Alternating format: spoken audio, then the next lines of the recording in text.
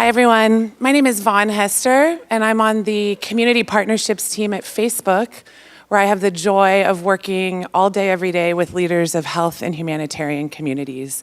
And I can't tell you how excited I am to be at my first SwitchPoint. I already feel such a buzz. I feel like I've found my people, and I can't wait to get to know more of you and talk and tap into those unexpected collaborations. I'm expecting some collaborations here, and I'm really excited about them. So before I tell you a little bit more about what our team is up to, I'd love to tell you more about me. If we could go to the next slide. There we go. This is a photo of my hometown, El Paso, Texas, which is on the border, the US border with Mexico. Has anyone ever been to El Paso or maybe driven through it? Okay, a lot of people tell me they drive through it, crossing the country. And if you drive through El Paso, you will see, as I often saw growing up, a really stark visual contrast, this incredible juxtaposition between the US side and the Mexican side of the border. And growing up, seeing that most days really shaped me, sparking questions as to why are children on the Mexican side of the border swimming in the Rio Grande, and we swim in swimming pools on the US side. Why are they burning tires at night, and we have a heater in our home? And this kind of propelled me down a path of great curiosity around Latin American politics and international relations, which is what I went on to study. What I also took away from growing up on the border is the importance of owning your own narrative and a community owning its own narrative. And the narrative around El Paso is often misrepresented at state, local, federal, and international levels. And so that really continues to guide, the importance of narrative continues to guide my work.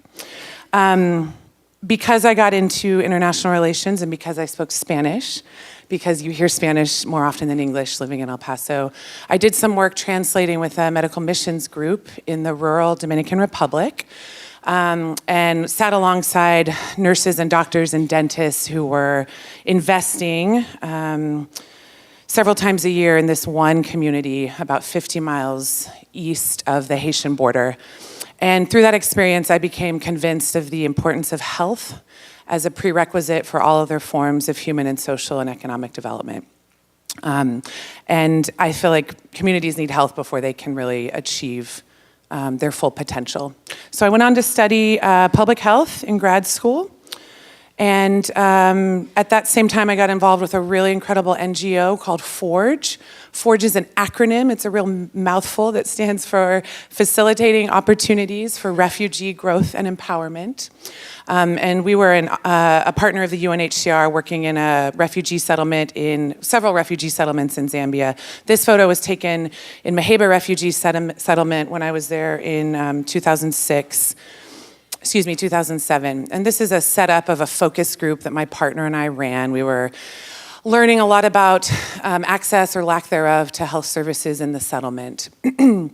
And what I really loved about Forge was this kind of model of development, the theory of change that we brought, which was first and foremost focused on empowering communities and lifting them up as determinants or determiners of their own destiny. We had an entirely participatory approach to identifying priorities. Our role was really to help existing community leaders identify the top needs, and then we would provide them with funding and light logistical support to lead projects in response to those community needs. And our theory of change was that those settlement residents would subsequently move on and become agents of change in their home communities or wherever they were resettled. And through that, we would be able to break the cycle of war and poverty in Africa. So really ambitious, aspirational model, but the focus on community empowerment shapes me to this day, and I'll tell you why it's relevant to the work at Facebook.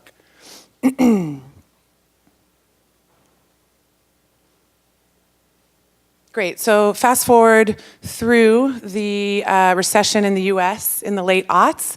That sent me spinning out of the nonprofit sector. Forge did not survive that downturn. And I started working in tech in Silicon Valley and figured I could learn some skills, some marketable skills, learn how to scale programs and reach more people. And that led me to Facebook, where I first started working on connectivity projects with Express Wi-Fi, doing rural and last mile Wi-Fi network deployment. You all know connectivity is super important and often in short supply. And so there, my takeaway in terms of communities was just a lot of learnings across the world in various countries about how communities gather, move, how they spend their time. Do they get on the internet? If so, how and where do they do that? So really incredible takeaways from the kind of real world offline side of things. I switched teams about a year ago to the Community Partnerships team, a new team that is focused on empowering and understanding and serving community leaders. And community leaders, for us, has a very broad definition. We look at people who are building both online and offline, people who are building small, tiny communities of 5 people, all the way up to people running communities of 4, 5, 6 million people. So it's incredible, but we do see a lot of cross-cutting patterns. And we're really excited about communities that are demonstrating high levels of what we call meaningfulness. And so meaningfulness for us has 5 kind of key attributes. Meaningful communities all seem to display these in one way, shape, or form. They all tap into people's identities, the identities of their members. They also fulfill a need, whether that's a need on the part of the individual members or a need in society at large. They often have a very distinct culture. They have rules and norms and guidelines to make people feel welcomed and involved, and often to then mobilize them further in pursuit of broader social change. They also create a sense of safety, whether that's safety to open up, or safety to learn, safety to be wrong, or safety to take a chance. So we are investing in the leaders of communities because we see them as the key stakeholders in developing meaningful communities. And our belief is that everyone should have at least one meaningful community because the benefits are so positive. This is a photo from the Facebook Community Summit in London, held in February of this year. This was the second really large-scale event we had done to convene community leaders, people who are generally already kind of at the helm of a really meaningful community or network of communities, and get them together like we're doing at SwitchPoint. Put them in a room, make them feel excited about seeing other people like them, because for the first time, this was for many of these leaders, the first time they'd ever connected with other community leaders. And they said they used to feel alone. They struggle with this kind of self-description as a community leader. Their friends and family don't really know what to make of that. But when you connect them to several other hundreds of people like them, it's super powerful. So this is one of the types of programs we're doing. We are offering all kinds of holistic support to build skills around community leaders. Our research kind of has honed in on 4 categories of needs that community leaders have, 4 pillars: belief, support, tools, and funding. So the first thing I want to say is that I believe in all of you, each of us, as leaders of a community. This is within reach for everyone to attain. And if you aren't already self-identifying as a community leader, I would encourage you to think about doing that. And I would also encourage you to think about community building as a really essential part of your toolkit as you drive towards bigger social change. I have a couple of examples I'll share with you just to kind of ground some of these things for you. One of my favorite communities is a large network of nurses and nursing professionals based here in the US. They're called Show Me Your Stethoscope. And they were started by one woman, Janie Garner, who was frustrated at the way a Miss America contestant was treated after she used her nursing profession as her talent. And the next morning on The View, the talk show hosts were really critical of that nurse's decision. So Janie founded this group in outrage, and it grew quickly to be, again, over 500,000 members. They have a chapter in every state of the US. They do medical mission trips. They do acute relief efforts after natural disasters, often donating supplies, money, and their own personal time in kind of a first responder context.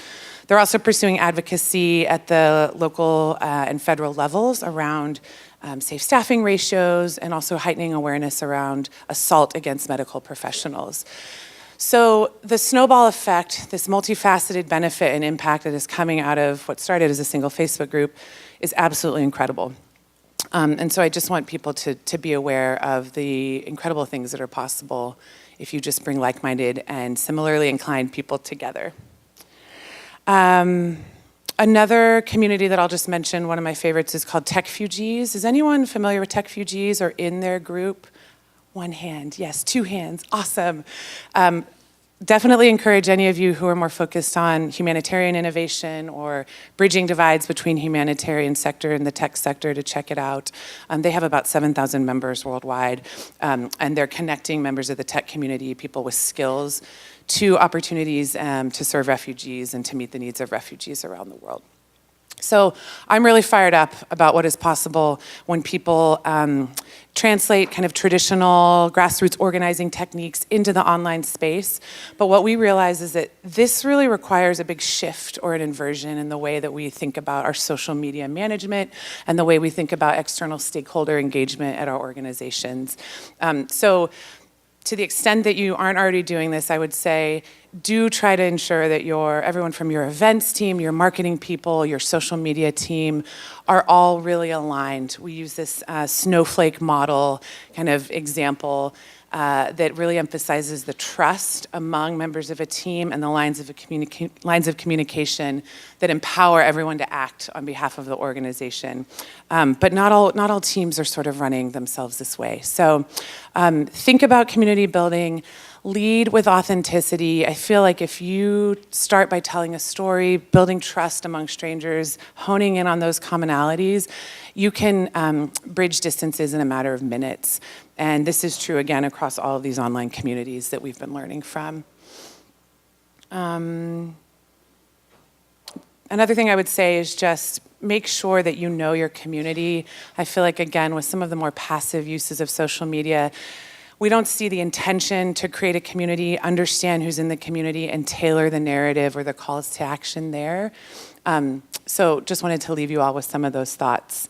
We have a lot of resources that are already available and some more coming out this week to really inspire and support community leaders. So I would say if you want to talk more about your community strategy or tell me more about it, I'd love to connect at the Microlab this afternoon. You can find me on Facebook or LinkedIn. And you could also check out communities.fb.com where we're starting to share more details about programs. We're doing circles, these kind of regional convenings for community leaders around the world. There's a few in the US and we just launched 10 more in Europe. And I would also love to brainstorm around some circles for health and humanitarian innovation. So thanks again for having me. I can't wait to talk more to all of you and I hope you have a great SwitchPoint.